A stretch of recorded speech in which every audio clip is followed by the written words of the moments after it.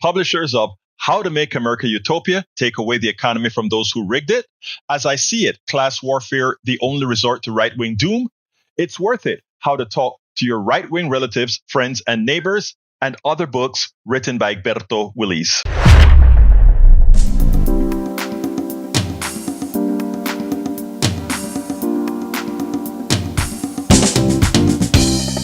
Welcome to Politics Done Right. I am your host, Egberto Willis. This is a progressive program that will take the mystery out of politics. This is the program that will encourage you to make sure government becomes we the people.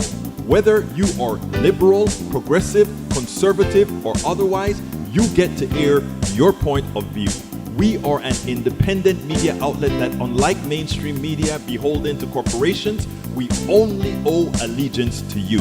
Remember, you can also send me a tweet at EGBERTOWILLIES. That is at Egberto Willis. Let us engage. It is Politics Done Right. Welcome to Politics Done Right. My name is Egberto Willis, your host. Good morning, Houston. Good morning, Harris County.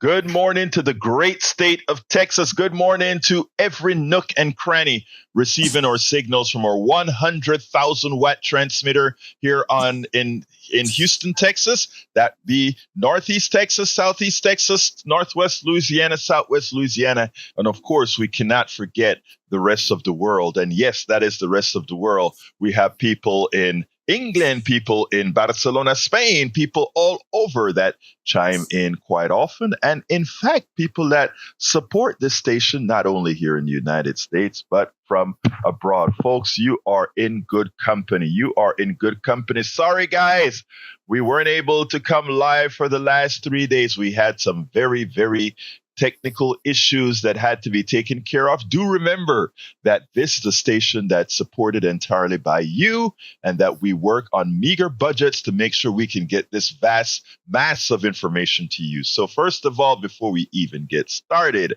thank you. And to all the folks who work wholeheartedly to make sure all our nooks and crannies were all connected. And that goes from Jack Van Bever to Howard Reynolds to Bill Crozier and many others who went above and beyond to make sure that this station remains on air, that this strong little station remain on air. Anyhow, before I get started with the program, we got to get that word from the one and only Jack Van Bever. Jack, how you doing, my brother? I'm doing good, Egberto. How are you this morning? We are doing great. I'm superbly happy that we're back live, that you guys got all those machinations working back in the studio, connected to the antenna and all that great thing. So before you even get started, thank you, and to all the marvelous engineers out there at KPFT that made sure things continue to happen, even in a debilitated technical state. Yeah, wires break sometime. They come disconnected. They get corrupted. They do weird things. So anyway, yeah, this morning I was thinking about the oligarchs, a little piece you did this weekend. We must simply find a way to stop the oligarchs from forcing their will and control over the people. They will throw gobs and gobs of money at Trump because he will cut their taxes even more. He will deregulate their markets even more, meaning the poor and the middle classes will finance a future of war and conquest for the oligarchs. Look, it could not have been said any better. That wasn't going to be my topic to start with or today, but Jack, you have a way of tickling me. So I want to say something about the oligarchs. A lot of people think that it is a foregone conclusion that, there's a lot of money in politics because the Supreme Court updated Citizens United, or in effect, allowed Citizens United to go through. In other words, money is speech, corporations or people. In other words, not the people of the corporation, but a corporation is in fact an independent entity that has many of the rights of individual human beings. And in fact, if you study some of these rights, it has rights that supersedes the average American human being. That's what our Supreme Court has done for us. That is what many in power have done. We have a tendency to believe that these are things that are divine. These are things that's just how it is, and that's how it works. I've been talking about the good ones. When I say the good ones, I mean the people who want what's best for you. Will be a landslide in November. And one of the reasons I say that is not out of wishful thinking. It's not out of naivete. It is out of expectations that the people in America will perform. When I came to this country back in 1989, America was on the progressive ascent. I never, ever forgot. And I meant 1979, not 89, 1979. I never forgot that, all the changes that were continuously being made exponentially in nature, and realizing what was being done. By the way, in 79, I didn't understand as a very young kid then, I didn't understand exactly the dynamics that was occurring in America to dumbify America then. America was a bastion on that hill. Coming from Panama, I remember, and I spoke about this in my book, As I See It, Class Warfare, the Only Resort to Right-Wing Doom. My grandfather had moved to New York earlier on, and we were in Panama, and I remember my grandfather coming to Panama one time and coming home, and come to the house, and I picked up his shoes, and I looked at his shoes, the sole of his shoes, and I said, imagine these shoes were walking in New York. That is a reverence that we had of the United States. Not that we thought the United States was the perfect country. Not that we thought the United States didn't have all these bad things that occurred. Not that we didn't know the United States at one time had slavery for people who looked like many of us, and right there sitting in Panama, we understood that. But we also understood that there was a Kennedy. We also understood there was an Eisenhower. We also understood there was a Carter. We also understood that there were people saying, let's make this country better. Let's make this country what its document assumed or told other people that it was going to be. Let's make this country the propaganda that we hear about America in Panama, Latin America, Southeast Asia, Africa, and everywhere else. Let's make it a reality. And these were leaders making it a reality. These progressives out there that were telling Americans, no, you can make it. You are intelligent. Telling America, no, you have worth. You have worth, and you should get the worth out of your works. All those folks were being taught that. Then came the Reagan Revolution under the auspices, the continued auspices of the growth of the Powell memo. That memo that said, oh my God, Americans are getting too smart. Oh my God, Americans are asking for too much. Oh my God, we have to keep this aristocracy that's been covered, that's been in a facade for a long time. This aristocracy known as the corporation, known as the capital markets, known as all that needs to dominate. And then the changes started to come. They enhanced this thing called supply side economics. They enhanced the manipulations of people's minds. They enhanced many of us believing that supporting things that materially affect us will actually, or was actually, the right thing to do. And then they taught us to maintain the hate that was being mitigated from the past. As we were coming up with the progressive values back in the 60s, growing into the 70s, where we started to look at each other with less disdain, when we continued to look at each other's really as we should, as one's brothers, one's sister, one's friend, all of us in a multicultural society that is loving and admitting and being for everybody. We suddenly saw that as a threat. we suddenly saw that as a threat to an economic system that didn't have a place for all of us, but instead the greed of a few. When Gordon Gekko in the mythical Wall Street movie said, greed is good. Greed is good. What they forgot to say is greed is good for the particular economic system that we were in, and that most people are not greedy. Had most people been greedy, those who control our economy today, most of them don't have the work or worth to have the money, but instead have manipulated an economic system to get unwarranted gains. I wish we could point and make people understand that the rich that they think are worthy of are so much not. I wish they realize that when they look in the mirror, they were looking at the real magnets of this economy. I wish that when they looked in the mirror, they actually saw somebody of worth who did the real work in America. I wish everyone that's out there on the road right now heading to work, everyone that you see standing at the bus stop, as you have people in our oligarchy talk about people not working hard enough, talking about the slouches on the streets. I wish people realize that there are very few slouches on the streets, and that most of the slouches in our economy are the ones you find in the boardroom, the ones that take advantage of us all.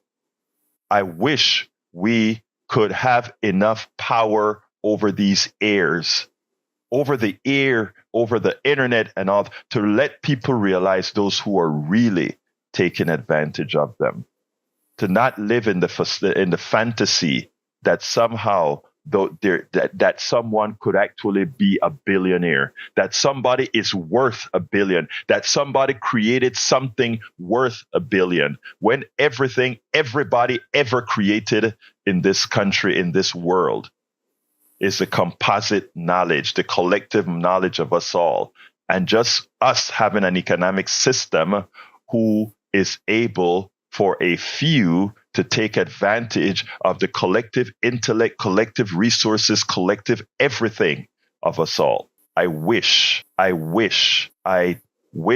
and one of my calls to duty is to let people realize that no, it is us. It is not the few. It is us who make things happen.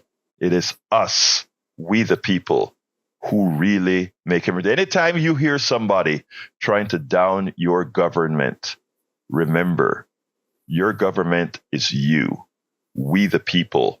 When they say government doesn't do anything right, remember that's a slight against you. You have the ability to make government. You have the ability to change government. You just have to do so collectively. We have to remember we are our brother's keeper. We have to remember we are our sister's keeper. We have to remember we are all in this together. All right. That's my rant of the morning that Jack brought on. Jack, I tell you what, you always have a tendency to raise those sort of feelings in me just by the tonality of what you talk about, my brother. Thank you. Anyway, look, folks, we got to get busy here. Title of the show today is... Whoops, I'm on the wrong page, but I've just got to the new page. The title of the show is Pull Biden Over the Finish Line and Then Organize. Ali Velshi on Dismantling Trumpism. Massacre Again. Khanna says progressives must pull Biden over the finish line and then organize.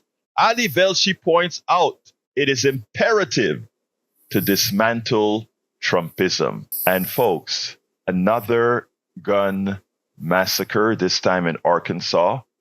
And of course, Arkansas has the weakest, I repeat, Arkansas has the weakest gun laws in the 50 states. That will be Arkansas. And it's not surprising at all. And for those who talk about problems or Look at what's happening in Philadelphia with the crime wave, or Chicago, or any major city in America. Remember, most of those cities have gun laws, but also remember that the criminals in those cities just have to drive over to the red states and pick up their guns easily, drive back into the blue states, and commit their crimes. That is not conjecture. That is a statement of fact.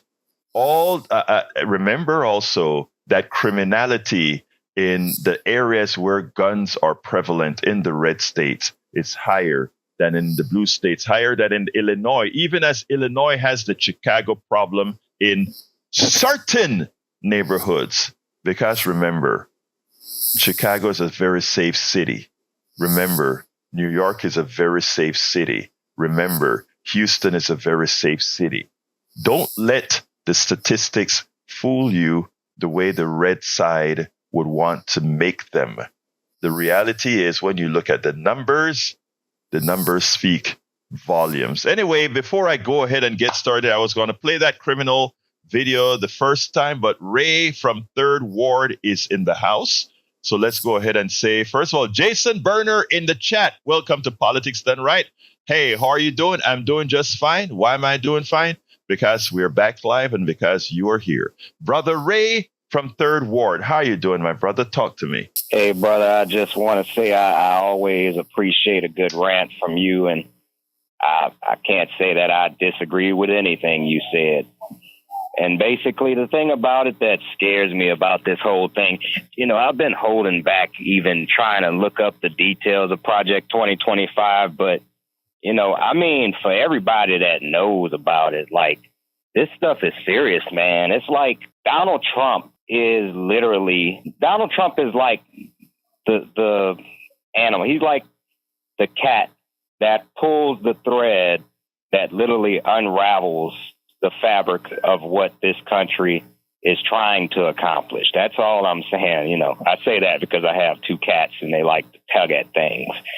But, it's so scary just how much they want to concentrate power into his hands of all people. And I'm like, for everybody who's, independent minded or conservative or whatever, it's all good and fair for y'all. Y'all might suffer a little bit, but, when I think about it, it literally gives me nightmares of thinking, man, what if I wake up November 4th or 5th and then, Trump declares slavery on everybody? That's the type of nightmares that I have, and I just want to be able to wake up on the other end of Election Day and put all this Trump crap behind us because he's no longer a factor in our American politics. That's all I want. That's my rant. Let me tell you first thing, Ray. First of all, I beg that you not be scared. I beg that you do what you do. You are active in several organizations where you are making positive change. You are enlightening people. You are making people be aware. Keep doing that. It will work. Second, where I can. Yeah. No, let me tell I want people to understand this, because what happens, the amount of rejection, let me personalize this. I do a lot of this talking, not only on the radio, not only in the blogs that I write, not only in the books that I write, not only in the TikToks that I do, not only in the Instagrams that I do, not only in the Facebooks that I do, not only in the YouTubes that I do. Why am I saying this? To say that, hey, I'm over on all these things? No, I'm saying that because all of us, Brother Ray, everybody has a sphere of influence. And you have a sphere of influence. Everybody, including family, they're going to push back sometimes. They're going to put you down sometimes because you are whether they believe it or not, you are looking out for them. Don't stop doing that. Don't stop engaging. We went to our county executive committee meeting last night, and there was a woman, a dear friend of mine. She said, Egberto, I saw your newsletter about a Democratic landslide, but I haven't read it yet. I am very nervous. Tell me a little bit about it. And what I explained to her is the following. I said, look, Project 2025, all the things that Republican politicians, not our Republican brothers and sisters, because they themselves don't realize what's going on.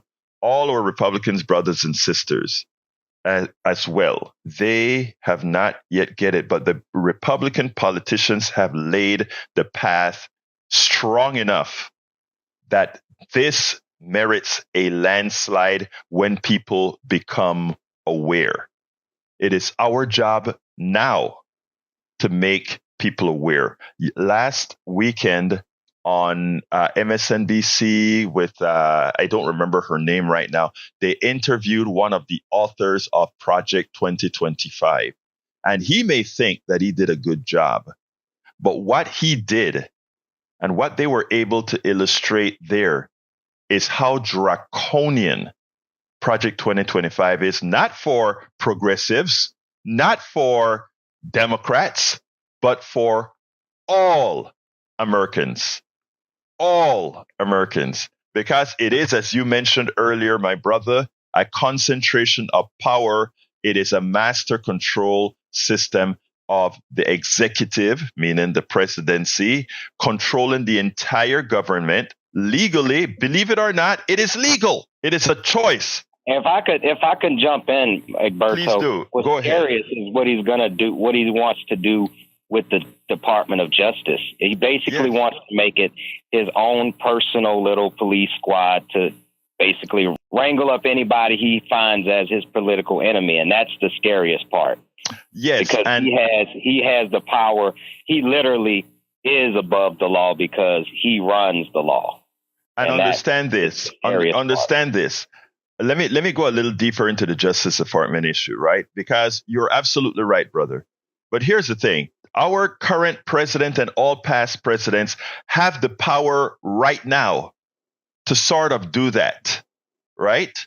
But they have elected not to. Remember, I said I've been talking about the flaws in the Constitution for a very long time.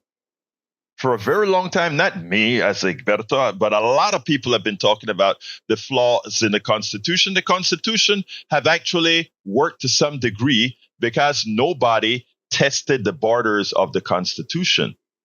What Project 2025 does is it does exactly that. It says, it doesn't say, should I do this? It says, can I do this? And when you go from should I do this, meaning is this best for our country, instead of look at all the flaws in the Constitution that it has allowed me to do this, that's the difference between all past presidents and the folks who advise them from this, from what Trump is talking about instituting. If you read, I haven't read the entire document. I've read preambles, etc. But I don't think anything that they're talking about doing it illegally or unconstitutionally. They're just making the choice to do so. When they talk about changing the civil service type of rules to give the president autonomy, that's not a constitutional change. That's what the Constitution can allow. And when you have complicity in the Congress and complicity in the courts, where the courts interpret what you do as okay, that is okay, then according to the Constitution, that is the law. Many times you have a corrupt judicial right. That's complicit with it. And also, it also reminds me, I'm going to let you finish, Egberto, because I know you got a lot to say, but it reminded me of something, the Flint water crisis.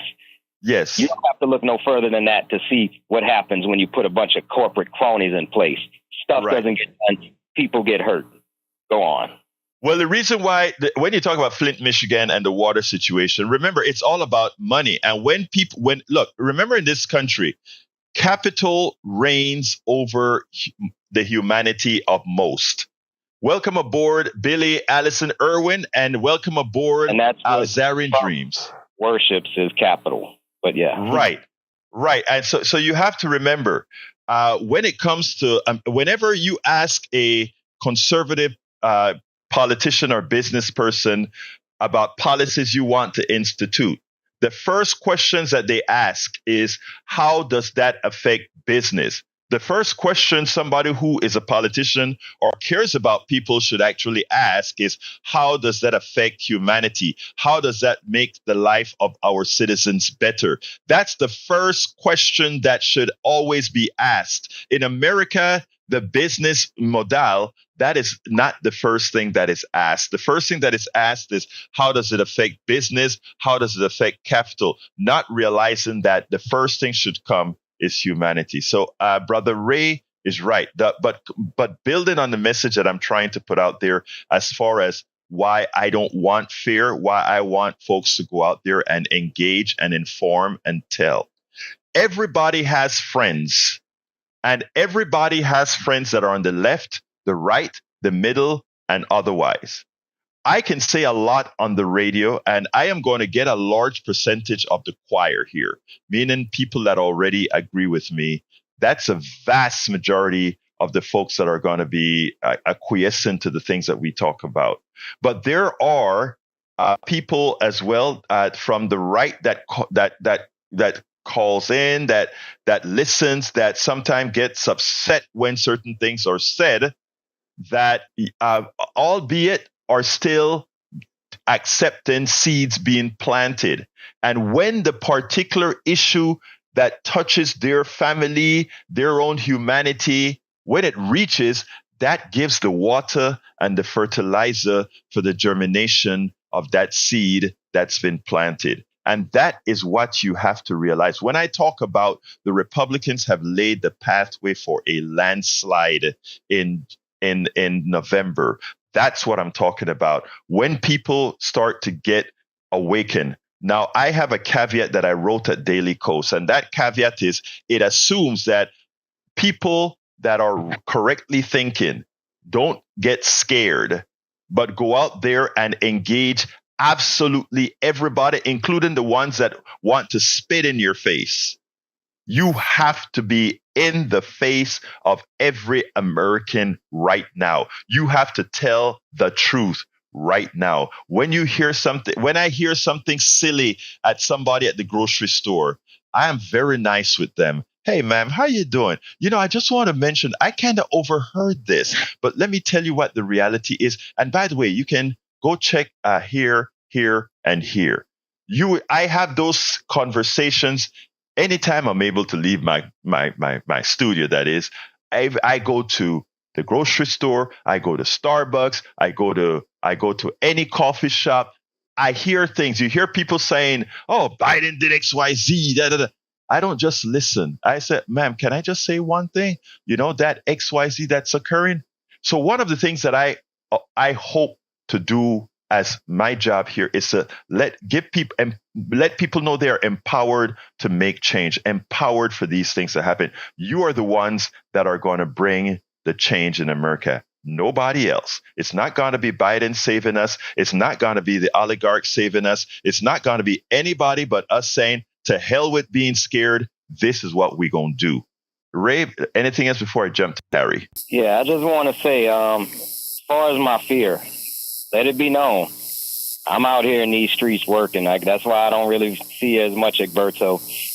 I'm having conversations one door at a time, using my sphere of influence, just like you said, and I look to you for inspiration every day. So I thank you for the conversation today. I appreciate what you do every day. I'm going to keep on watching, and shout out to Brother Harry. I know he got something good to say, too. And I'm going. Right. Thank you, my brother. Absolutely. Thank you. Hey, folks, the telephone number is 713-526-5738. Hey, some of you guys in the chat, if you're here in the United States, and I know most of you are, you can give us a call, too, 713-526-5738. I know you do all that conversation in the chat. Maybe some on air would be good as well. 713-526-5738. All lines are open and available. Would love to hear from you. Let's go to Brother Harry. Harry, I haven't spoken to you in a few days. We haven't been live in a couple of days. How are you doing, my brother? I'm doing good, brother. And good morning to Howard and Jack. I enjoyed your interview of Dumb Donald that I asked you when we talked on Tuesday of last week. Can you play it tomorrow? And then JPFT had those technical things. And then when I listened on Wednesday morning, he's playing the Dumb Donald interview, Tim Scott. So I enjoyed him, his information and how you put all that out there, how he's trying to snow people. I also enjoyed the interview you did with the white woman who was talking about white women or white people that are struggling and having to deal with discrimination because they're not wealthy. I enjoyed that interview. I don't remember that woman's name. And then you did the one you played the Ali Velshi interview, and Ali Velshi is absolutely correct when he says we don't need to be calling each other names and we don't need to be yelling at one another. And then I love when Ali Velshi said in that interview that, look, we have a party, the MAGA party, that is with the Project 2025, which you've been talking about. And Ali Velshi just pointed it out. Look, if you vote for this Republican Party, if you vote for you get Donald Trump back in there and you vote in more conservatives, then this is, don't come and blame me when they start they're taking away my Social Security. They're going to take away my government sponsored Medicare. They're going to take away abortion. Don't blame me. I love when Ali hammered that home, and then people need to listen to they need to listen to that. I was telling my friend in Florida about that. You need to look up Ali Velshi and listen to him. Let's see, what else did I was going to say? And shout out to Ray. I love everything you say, Ray. And Roberto, I'm glad you keep encouraging Ray. When you said to Ray, don't stop doing the things you're doing to inform, enlighten people, it made me think of the Fleetwood Mac song that they used when Clinton was leaving office. Don't stop thinking about tomorrow. And what we got to do, don't stop thinking about tomorrow. And we've got to vote in more progressives. And what Jack Van Diver is saying there, as he said, we got to stop the oligarchs. I have to take this from what Barack Obama always says: don't boo, vote. Vote your interests. That's how you're going to stop the oligarchs. You've got to get more progressive-minded people who think like El Professor Alberto Willis and think like the two Oniuses of Howard Reynolds and Jack Van Diver. You've got to have people like that in office to stop the oligarchs, to stop this Citizen United crap where it's just corporate greed and it's just, and as Artie Arnson was saying in the last half hour of her show, when she was talking to Bill Curry and the other gentleman she had on there, that she fears for her daughters because she fears for fascism. It just scares her. And what we've got to do is we got to fight that and make sure, hopefully, that the Americans will do the right thing so that all Americans can have a chance, be invested in, participate, and it's not just, as Artie Arnson said, as always say, that it's not an economy just for the rich and the 1%. That kind of economy sucks, as she said. Jack. Let me tell you, Harry. I am, let me just tell you, when I'm hearing people speak, call in, or whatever, whether on this show or speak on our 3:00 show, I am always, anytime I hear folks say fear or scare, I'm going to tell you, and I'm serious, I get this visceral reaction, a lightning go through my body. It's like, no, folks, let's not be scared. You know who's not scared? A lot of folks who think MAGA is good. They're not fearful at all. They're just moving forward. My thing is we all have to move forward. We all have to understand that we are the ones. I mean, right, and there are certain things that are gray area. There's neither right or wrong. Whether you want big government and small government, that's a gray area, because if you want small government, is you want a little bit of services from your government, and if you want to have people go out and do these things on their own, that's fine.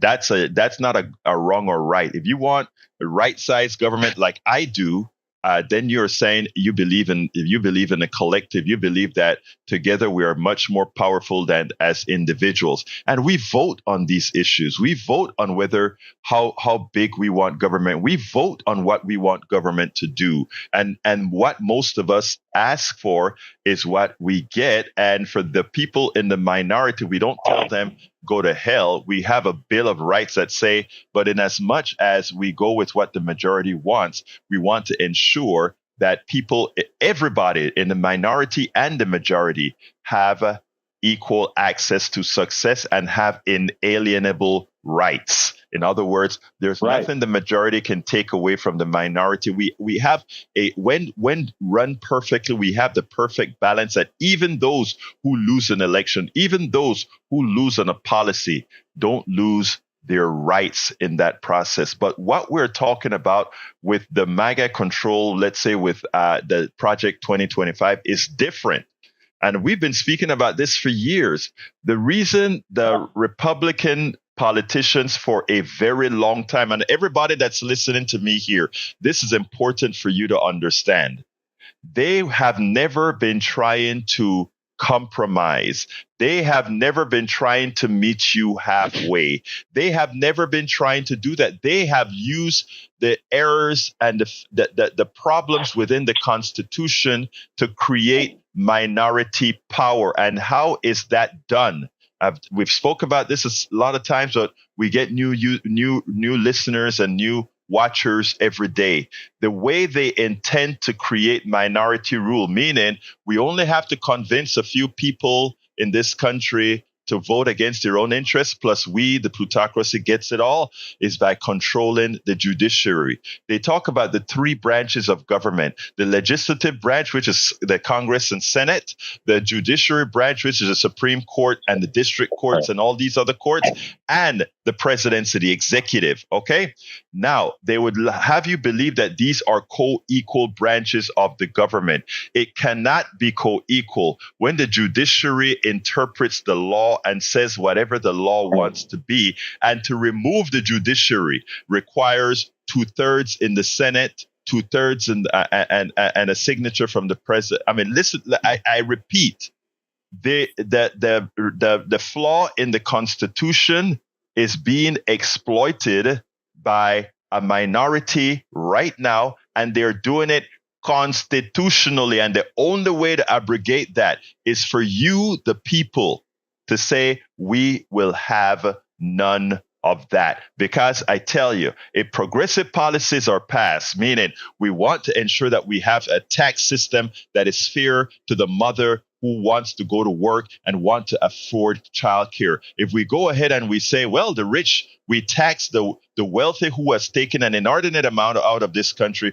who has gotten rich on your back, we're going to tax some of that back into our government so that we can subsidize a mother who wants to go to work and pay for her childcare, etc. What happens then? That somebody who has standing which would be businesses, would then go to, and wealthy people would go to the Supreme Court and say that is unconstitutional. And the Supreme Court can say, well, Congress has the right to effect those laws, or the Supreme Court can ultimately say, nope, that's an unconstitutional law, and the progressive law disappears. Folks don't get it too often. This is no longer a democracy. It was never one, but what we did, or what Republicans are doing with the control of the judiciary, which is can go against what the people want, makes it a minority-controlled system. Anyway, I got to play some videos. Anything else that you got to Harry, before I go? Okay, well, yeah, I also like the Tim Hayes interview that you did on Friday. And then there's two other things. I'd like for you, when you get a chance, I'll also send you an email to remind you. I'd like you to interview Kandaki Owens and this congressman in Florida named Byron Donalds. I listened to a Stephen A. interview, and about only three things that I that Stephen A. asked him that I agreed with. All the other stuff I don't agree with, because he's just more of he thinks that progressive ideas. I started thinking about you when he talked about progressive ideas, and he was saying that it sounds good, but it makes no sense. And it does make sense. You know, it just seems to me this Byron Donald is just for the few. He's for supply side economics, and he's for deregulation. He went on about that, how the Democrats want to regulate everything. So that's why I want you to interview him and interview Kadaki Owens and challenge them, like I know you can, because you understand economics very well and understand politics very well, and you can challenge them and exploit and blow up their lies and their misinformation to misinform people. Thank you, my brother. Got to go. Okay. I'll talk to you. Thank you, my brother. Appreciate it. Anyway, folks, 713-526-5738. Since the lines are completely empty, I got a 9-minute video on Ali Velshi, Project 2025, and some other issues. Check this out, and then we'll take it on the other side. Not all journalists have the courage to do what Ali Velshi did yesterday in a monologue, as he described what the Supreme Court has yet to rule on and much more. But what he did is made the case. Well, I think maybe it wasn't showing up. I think I have some technical issues there. Let me see if I cued that baby to run or not. It seems like it wasn't going through, so I need to verify a few things right here. And I think I did. And now I'll go back and play that Ali Velshi tape. Sorry about that, guys. That was completely and entirely my fault. Not all journalists have the courage to do what Ali Velshi did yesterday in a monologue, as he described what the Supreme Court has yet to rule on and much more. But what he did is made the case why Donald Trump is a clear and present danger and why America must, in fact, defeat Trumpism. I want you to listen to this piece in detail. I chopped it up so that it'll fit in in a tighter time, but I don't think I missed anything. Check out this soliloquy by Ali Velshi. It could not have been done any better. Chief Justice Roberts, in the majority opinion, wrote, quote, "The laws confirm what common sense suggests. When an individual poses a clear threat of physical violence to another, the threatening individual may be disarmed. When an individual poses a clear threat, that threatening individual may be disarmed. Does it apply to this individual?" Those J6 warriors, they were warriors, but they were really more than anything else. They're victims of what happened. All they were doing is protesting a rigged election. The Supreme Court again today said nothing about that individual. He's not trying to buy a gun. He's trying to get complete immunity for the effort to overthrow the election that culminated in the violent attack on the Capitol on January the 6th, calling the convicted attackers his warriors, victims. Those are the people who beat police officers, hunted members of Congress, threatened to hang the vice president. He's repeating the lie that the election he lost was rigged. He has not been deterred in the least. He's doubling down. Trump is saying that he will pardon these criminals, offering them immunity and possibly the opportunity to do it again. And the court said nothing on that today, even though it's been 6 months since Special Prosecutor Jack Smith asked for expedited consideration of this matter. 4 months since a federal appeals court panel unanimously ruled that Trump should be disarmed by simply making him subject to the law like everyone else in this country. In the meantime, Donald Trump has been convicted by a jury of 34 felonies related to his effort to influence the 2016 election. And still, the Supreme Court is effectively immunizing Trump by helping him run out the clock on federal prosecution. Trump today is worse than he was in 2016 or in 2020. And he and the country will be worse if he is returned to the presidency. To protect democracy, America must defeat Trumpism. If Trump is able to come back from inciting an insurrection, the message will be that lawlessness wins, criminality wins, fraud wins, sexual assault wins, overthrowing the will of the voters wins, threatening to assassinate the vice president for upholding the Constitution wins, beating police officers wins, threatening judges and prosecutors and juries wins. If Trumpism wins, the candidate who comes after Trump will be worse because they won't be pretending like some Republican senators who are cowards, but know exactly who Trump is. This is now multiple rallies where people are assaulted and beat up, where a guy gets sucker punched by one of the Trump supporters. And then instead of condemning it, Trump is silent. When the guy is released from jail, he says the next time maybe we should kill the protester. Again, there's silence. Then he goes on stage and just makes things up. He keeps telling the story about a general who dipped bullets into pig blood and shot a bunch of Muslim prisoners. Not only is it outrageous, it's a lie. He has said to people, basically, beat up the protesters and beat up the hecklers and I'll pay your legal bills. There are people out there that are not completely in control of themselves. And they hear something like this from a leader. You don't know what they're going to do next. This notion that a president can just say anything they want, or even a presidential candidate can say anything they want, whatever comes to mind, it's just not true, and it's reckless, and it's dangerous. You're not going to hear that anymore as Marco Rubio is on the short list to be a vice presidential candidate for Donald Trump. Instead of Trump paying those protesters legal bills, his supporters pay his legal bills now. His lies and attacks have led to death threats. In Judge Cannon's courtroom, every Trump objection is infinitely more important than voters learning through a criminal trial whether the former president stole classified documents, left them fully accessible to bad actors at his golf club, and what lengths he went to stop the government from getting those documents back. You cannot have a successful democracy when the governing vision of one of the two parties is Trumpism. A lot of Republican politicians have surrendered to it. Of course, many of the same politicians who now publicly embrace Trump privately dread him. They know what a disaster he's been and will continue to be for our party. They're just too afraid to say it out loud. I feel no need to kiss the ring. I have no fear of Trump's retribution.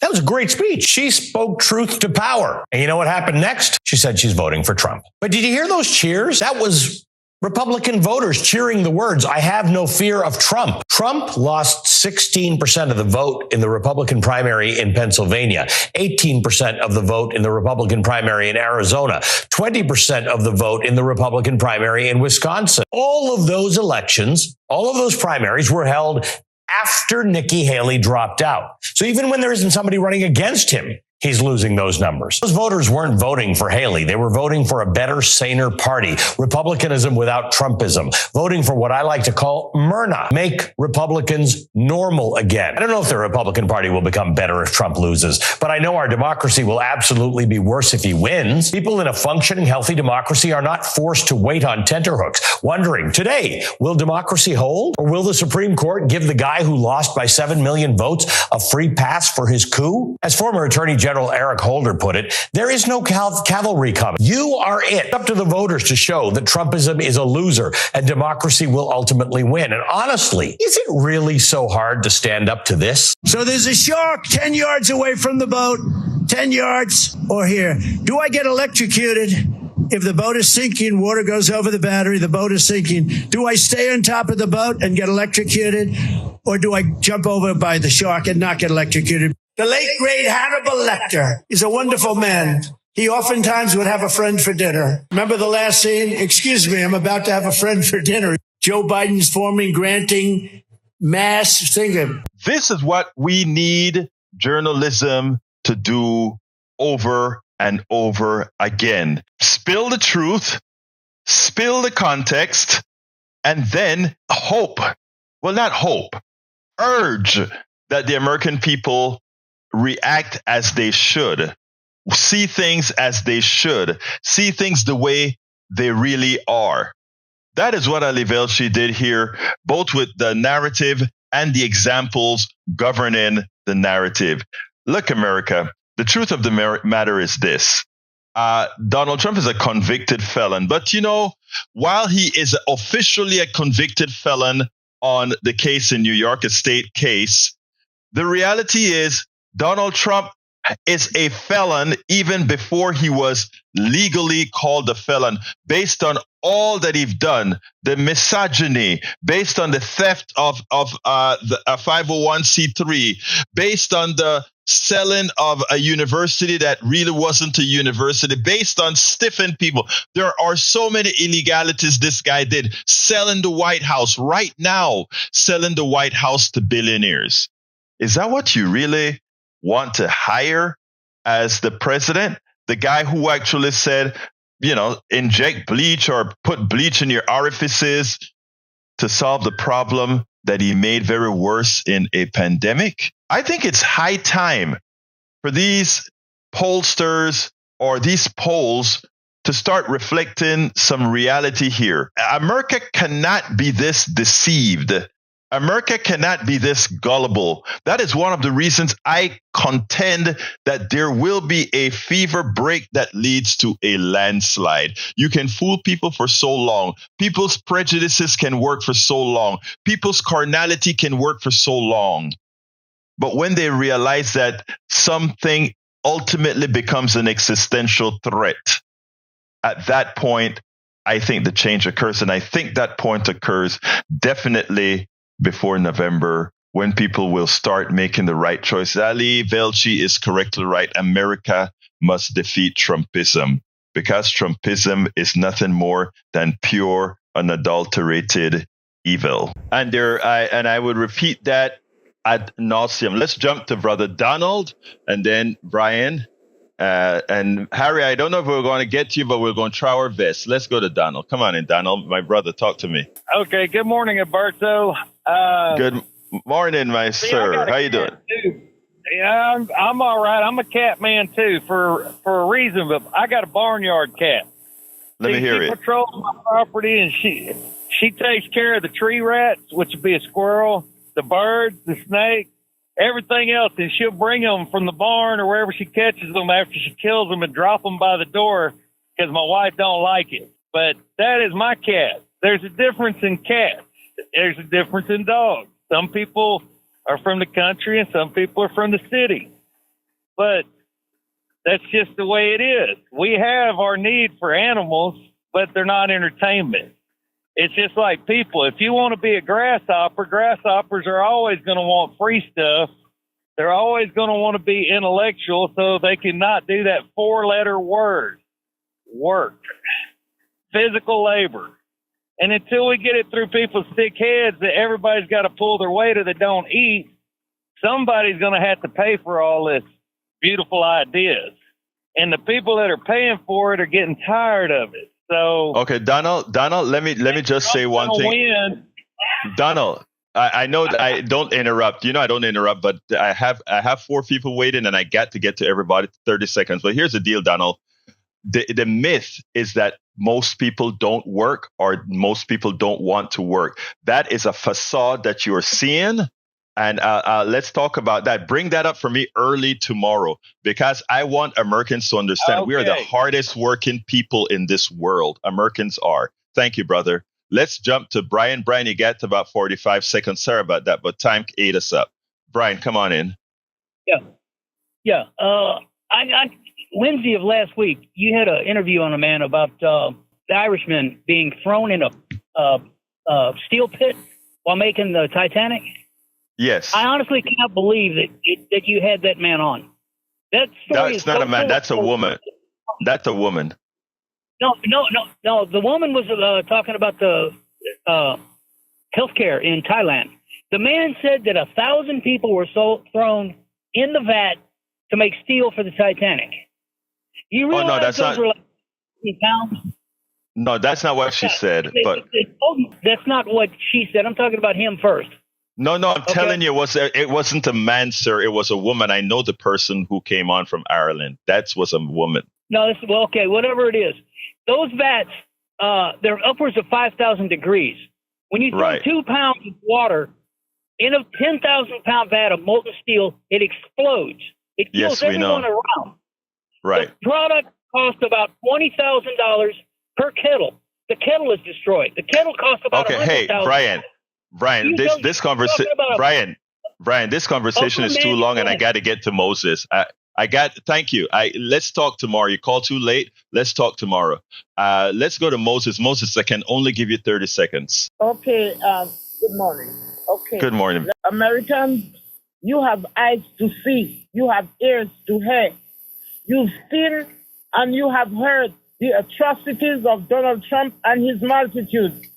January 6th, is the glaring before your face. Is this the man you wish to lead a Christian nation before a God whom you say you believe in? Amen. That's all I have to say. Thank you so kindly for that, Moses. And Harry, you really only have 25 seconds. Come on in, Harry. Yeah, one thing I didn't mention earlier is Donald Trump said over the weekend that if he has the votes, if he gets back in as president, he would not have a sign a national abortion ban. I don't believe him because I think he's worried about demographic change. He's worried about the white population losing their population dominance in this country. I was just wondering what your feelings are on that. Nobody this stuff about white people becoming a minority in our lifetime or the distant future is false. What they don't tell you a lot of times is a large percentage of Latinos that are populating this country, whether they come from Venezuela, Colombia, etc., they're actually white. A lot of those people that are migrating here are white.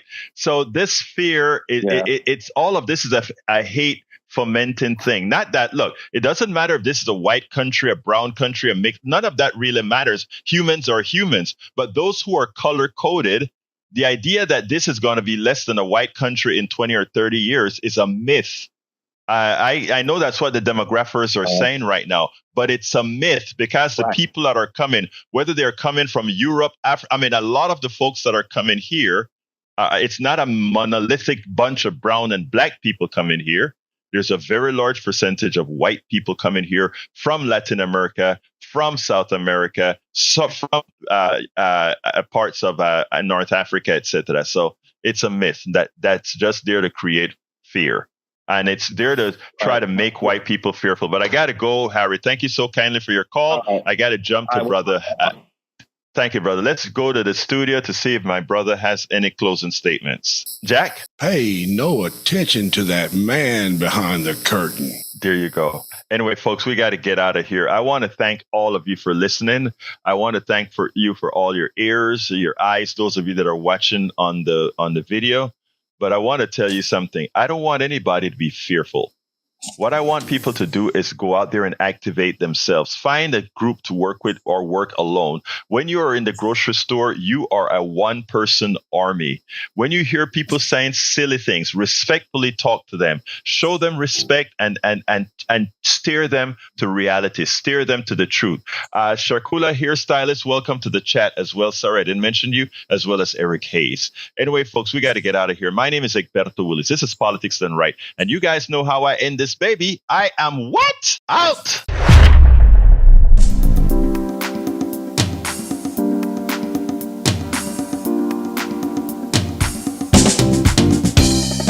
Welcome to Politics Done Right. I am your host, Egberto Willis.